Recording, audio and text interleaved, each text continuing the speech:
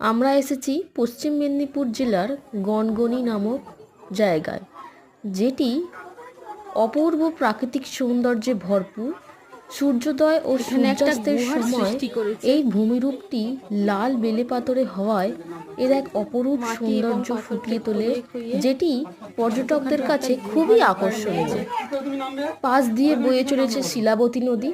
এই শিলাবতী নদী কয়েক হাজার হাজার বছর ধরে ক্ষয়ে ক্ষয়ে এই লাল বেলে পাথরের গিরিখাত তৈরি করেছে, যেটি দেখতে প্রায়ই পর্যটকরা ভিড় করেন।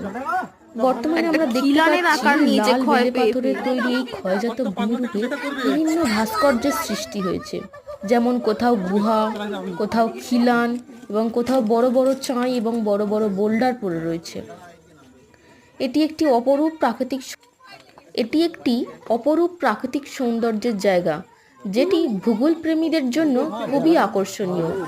তাই 9, 10 এবং 11, 12-এর স্টুডেন্টরা চাইলে অবশ্যই এই জায়গাটি ভ্রমণ করতে পারে। এখানে একটি গুহার সৃষ্টি হয়েছে, যেটা আমরা দেখতে পাচ্ছি, এবং ওপর থেকে চাঁই খসে পড়েছে ক্ষয়ের ফলে।